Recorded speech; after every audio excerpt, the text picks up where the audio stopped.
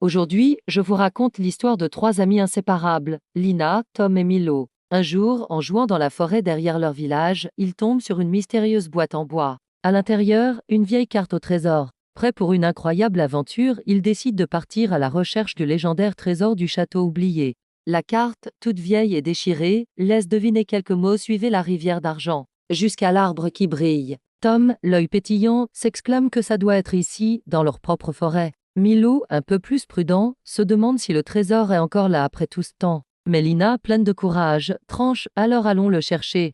Et c'est ainsi que nos trois héros se mettent en marche, le cœur battant d'excitation et d'un peu d'inquiétude. Après quelques minutes de marche, ils arrivent devant une petite rivière dont l'eau étincelle, comme si des milliers de petites étoiles flottaient à sa surface. Lina, fascinée, plonge sa main dedans et s'émerveille: regardez, elle brille vraiment. Soudain, une petite grenouille argentée saute devant eux et leur lance, d'une voix surprenante: chercheurs de trésors, suivez les pierres qui chantent. Milo, abasourdi, murmure: une grenouille qui parle. Mais Tom, toujours optimiste, y voit un signe de magie et les encourage à continuer.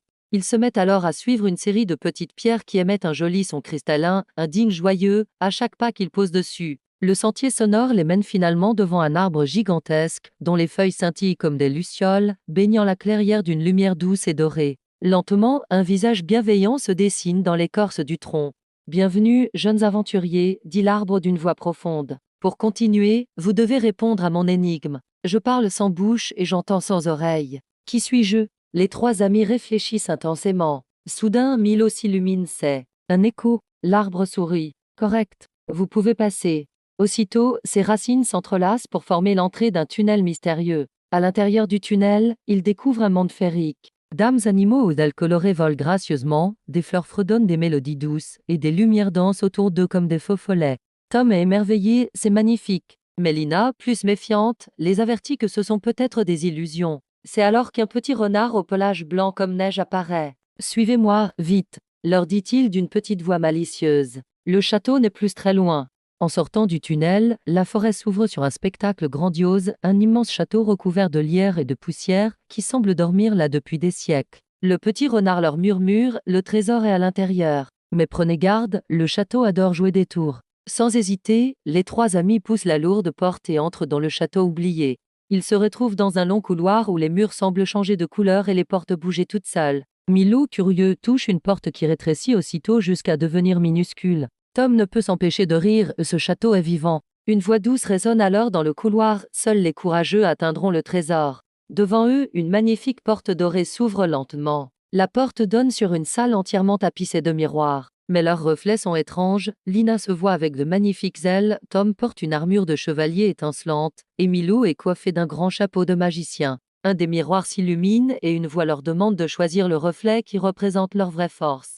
Lina choisit ses ailes, affirmant qu'elle croit en ses rêves. Tom choisit l'armure, symbole de son courage. Milo choisit le chapeau, car il adore apprendre. À l'instant où ils font leur choix, un passage secret s'ouvre dans le mur. Ils entrent dans une pièce baignée d'une lumière éclatante.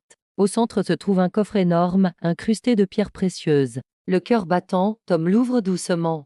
Mais à l'intérieur, pas de pièces d'or ni de bijoux. À la place, il découvre trois magnifiques médaillons, chacun brillant d'une couleur différente.